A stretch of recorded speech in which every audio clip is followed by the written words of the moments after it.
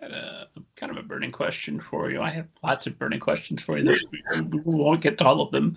But I've listened a couple of times to a talk you gave about there is no GPS, and in it you give the advice, and this is a few years ago now that I'm bringing up, but you say if you want security, why do you want to be an artist? Which is a quote that I just seized on because I think, somebody signs with Pippin Properties, like, oh, this is it. This is my golden ticket.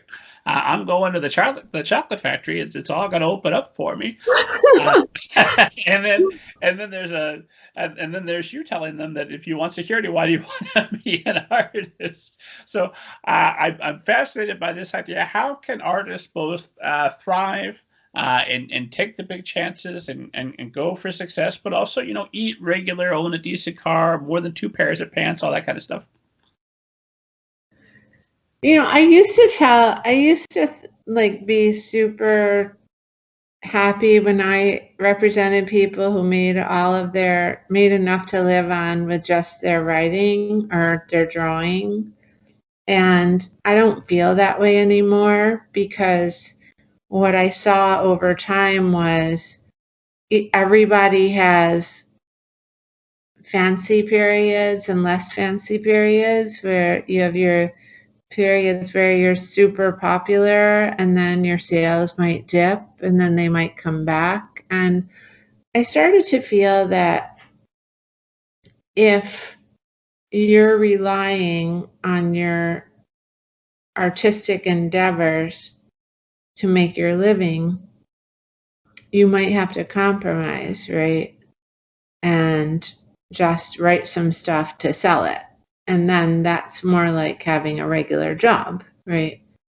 Like the idea is, oh, you have a story or a message or something you want to communicate to the world, and you decide to communicate it through writing or drawing. And those are usually the books that stand the test of time. Otherwise, you could say, oh, I'm going to do something funny this time. I'm going to do something this time. I'm going to do something this. And then you end up working really hard just to make ends meet. And so I guess now I feel like it's perfectly fine to have a day job and to write in your spare time and to draw in your spare time. Or if you've made enough money from having some big successes, to sock it away and keep doing those things. But you never want to be in a place where you're oh my God, I have to sell something to pay my rent, because it's probably not going to be that good, right? It's probably not going to be, then it's like a job.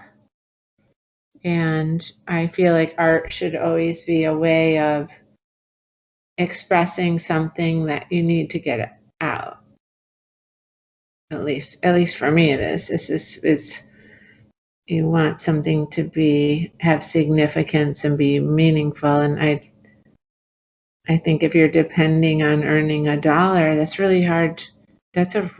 Some people can do it, but that's a very hard mix of ingredients, right? So you want to be sitting at home oh, what am I possibly going to write that's going to bring me money to pay the rent? That doesn't feel like making art. That's just a different kind of writing life. I've met some writers that can pull it off, but not many. And certainly, I think most writers would be much happier having art time and pay the bills time be separate. Or if you have a big bestseller, stock all the money away, and then I think you want to be in an atmosphere where you don't have to, and then that makes you do it, right? But if you don't want to be on a hamster wheel churning out more books to pay bills, I think that's hard. I mean, if someone can do that, I say good for them. But it's got to, as a writer myself, it's got to be hard to it's got to be a hard row to hoe, right? I would imagine so. Fortunately, I haven't been in that position as of yet. Yeah. Been So able. now, yeah. So no, I'm no longer pushing for people who can make all their money. But you know, it's if you can, I'm so happy for you, and I do have a lot of clients who can. But I don't want someone who can't to try and get stuck working really hard to make things to pay their bills, because the stuff usually doesn't come out very good.